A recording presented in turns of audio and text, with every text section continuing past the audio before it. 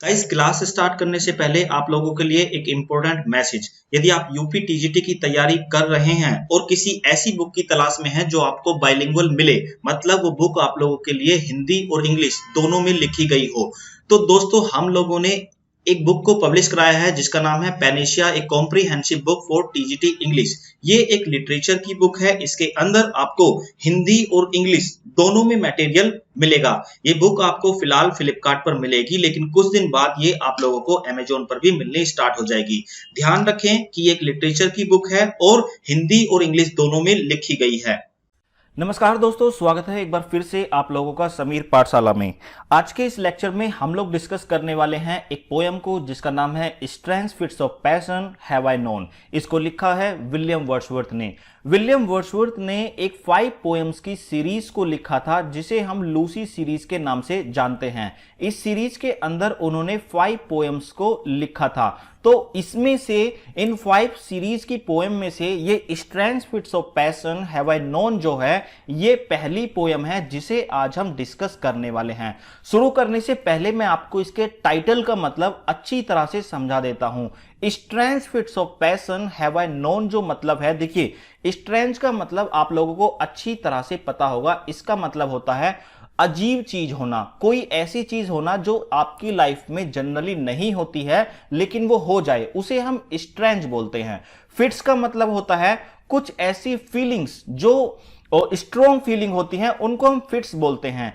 Passion का मतलब है जुनून और हैव आई नोन का मतलब है जो भी चीजें, जो भी फीलिंग्स, जो भी स्ट्रॉन्ग फीलिंग पोएट ने एक्सपीरियंस की हैं उनके बारे में बात बताएंगे हम लोगों को। और एक ऐसी फीलिंग के बारे में हमें विलियम वर्ड्सवर्थ बताएंगे जो कि बड़ी ही स्ट्रेंज है। देखिए जब आप एक लड़का और लड़की दोनों प्यार में होते हैं तो उनके अंदर अलग अलग तरीके की बहुत सारी फीलिंग्स आती हैं। उन फीलिंग्स को आप किसी को नहीं बताते हैं, लेकिन कुछ फीलिंग ऐसी होती हैं जिन्हें आप एक दूसरे के साथ शेयर करना चाहते हैं। तो एक अजीब सी फीलिंग, एक स्ट्रेंज फिट्स विलियम वर्ड्सवर्थ हमारे साथ डिस्कस करेंगे। तो मैं आप लोगों को इसके पहले की फैक्ट्स बता देता हूं, जैसे कि strengths fits of passion have I known is written in the form of a simple ballad. जो विलियम वर्ड्सवर्थ की ये पोयम है सिंपल बैलेड फॉर्म में लिखी गई है। और बैलेड जो होती है उसको राइटर 4 लाइन के स्टैंजा में जनरली लिखता है। तो विलियम वर्ड्सवर्थ ने भी ऐसा किया है कि 4 लाइन के स्टैंजा में इस पोएम को लिखी है और 4 लाइन के इसमें 7 स्टैंजाज हैं, तो मिलकर होती हैं 28 लाइंस। यानी कि इस पोएम के अंदर हमें 28 लाइंस देखने के लिए मिलेंगी और हर एक स्टैंजा की राइमिंग स्कीम जो है वो ABAB है। The poem was first publish in the second edition of lyrical ballads. देखिए 1800 में लिरिकल बैलेड्स का सेकेंड एडिशन आया था, लेकिन फर्स्ट एडिशन जो आया था लिरिकल बैलेड्स का वो 1798 में आया था, जिसके साथ हम रोमांटिक एज की स्टार्ट मानते हैं। और ये पोएम जो है लिरिकल बैलेड्स के सेकेंड एडिशन जो 1800 में आया था उसके अंदर इंक्लूड की गई थी। इसके अंदर विलियम वर्ड्सवर्थ ने आयाम्बिक टेट्रामीटर और आयाम्बिक ट्राईमीटर का इस्तेमाल किया है। तो ये थे सारे के सारे इसके की फैक्ट्स। अब डिस्कस करते हैं इसकी लाइन बाय लाइन एक्सप्लेनेशन को समझना। देखिए आप लोगों के सामने ये 2 स्टैंजास हैं, इन्हें अच्छी तरह से समझते हुए आगे बढ़ेंगे। Strengths fits of passion have I known and I will dare to tell, but in the lover's ear alone, what once to me befell।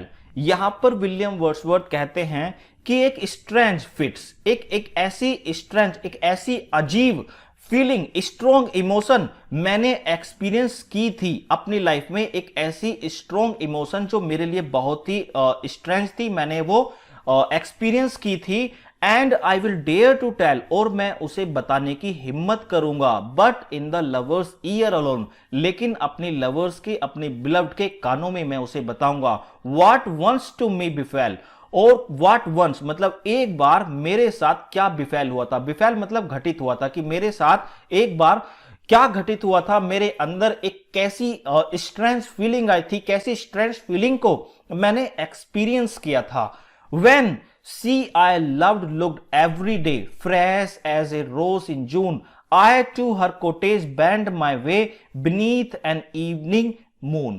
देखिए यहां पर विलियम वर्ड्सवर्थ कहते हैं कि जो मेरी बिलव्ड है ना, मैं उसे हर एक दिन देखना चाहता हूं, मैं उसे हर एक दिन निहारना चाहता हूं, मैं चाहता हूं कि मेरी निगाह उस पर टिकी रहे।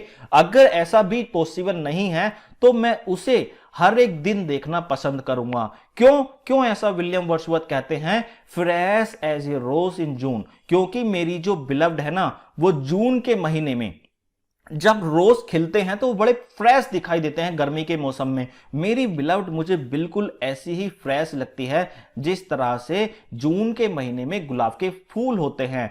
आई टू हर कोटेज बैंड माई वे, और मैं किसी भी रास्ते से गुजर रहा हूं, लेकिन मेरा रास्ता, मैं अपने रास्तों को मोड़ देता हूं, मतलब वो खुद मुड़ते हैं रास्ते पर। वो कह रहे हैं कि जो रास्ता उसकी कुटेज की तरफ जाता है, कुटिया की तरफ जाता है, मैं उसी रास्ते को पकड़ लेता हूं। बीनीथ एन इवनिंग मून, और उसकी जो कुटिया है वो कहां पर है, बीनीथ मतलब नीचे, किसके नीचे, मून के नीचे।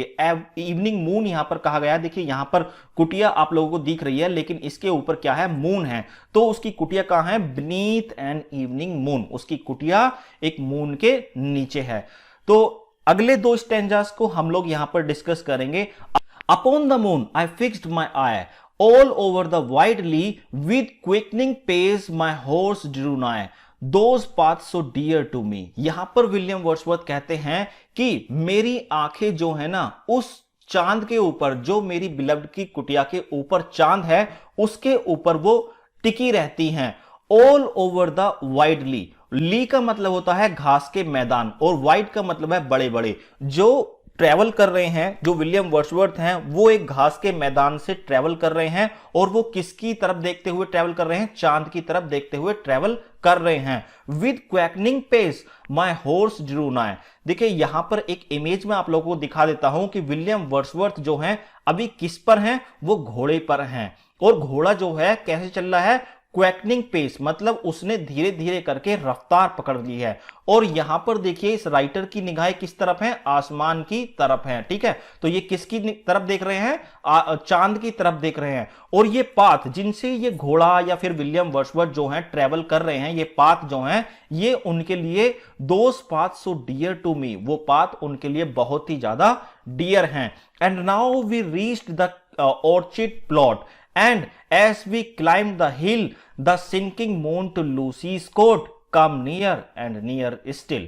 यहां पर विलियम वर्ड्सवर्थ कहते हैं कि हम चलते चलते, देखिए यहां पर विलियम वर्ड्सवर्थ घोड़े पर चलते चलते कहां पर पहुंच गए हैं, now we reach the orchid plot, एक बगीचे पर, फलों के एक बगीचे के पास वो अब पहुंच चुके हैं। And as we climb the hill, और जैसे जैसे हमने पहाड़ियों की तरफ ऊंचाई पे चढ़ना स्टार्ट किया, शुरू किया, the sinking moon to Lucy's cot, और वो डूबता हुआ, जो लूसी की जो कोटेज है, वो चांद उसमें नीचे की तरफ जा रहा है, डूबता जा रहा है, जैसे जैसे came near and near still. यहां पर विलियम वर्ड्सवर्थ कहते हैं कि जिस तरह से मेरा घोड़ा जैसे जैसे कुटिया के नजदीक जा रहा है, वो चांद धीरे धीरे क्या कर रहा है, कुटिया के पीछे छिपता जा रहा है, ठीक है। आई होप यहां तक आप लोगों को समझ में आया होगा। देखिए ये जो कुटिया है, इसके पीछे चांद है, और जैसे जैसे विलियम वर्ड्सवर्थ इस कुटिया की तरफ बढ़ रहे हैं, तो ये चांद जो है उस कुटिया के पीछे डूबता जा रहा है। बढ़ते हैं नेक्स्ट स्टेंजा की तरफ। In one of those sweet dreams I slept, kind nature's gentlest boon, and all the while my eye I kept on the descending moon। यहां पर विलियम वर्ड्सवर्थ कहते हैं कि जो सोते हुए जितने भी सपने मैंने आज तक देखे थे, उन सपनों में से ये एक स्वीट ड्रीम था मेरे लिए, काइंड नेचर्स जेंटलेस्ट बून।